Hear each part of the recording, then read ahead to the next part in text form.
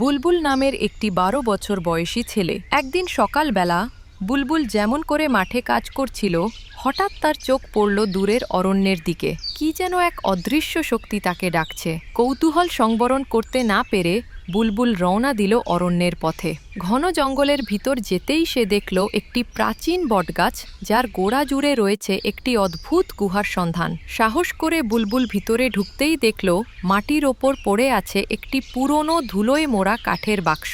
বাক্সটি হাতে নিয়ে বুলবুল অবাক হয়ে গেল। এটা যেন শতাব্দীর পুরনো।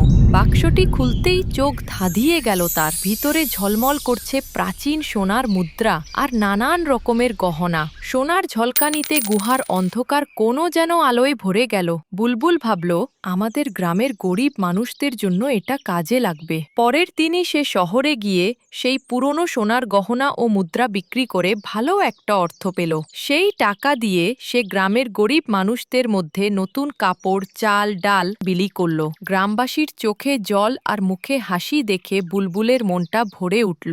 বুলবুলের বাবা যখন এই কথা শুনলেন, তার চোখে জল জমে এলো। তিনি বুলবুলকে জড়িয়ে ধরে বললেন, তুমি আমাকে আজ পৃথিবীর সবচেয়ে গর্বিত বাবা বানিয়েছ। আমারও গর্ব হই যারা ভিডিও দেখে আমার চ্যানেল লাইক অ্যান্ড সাবস্ক্রাইব করে।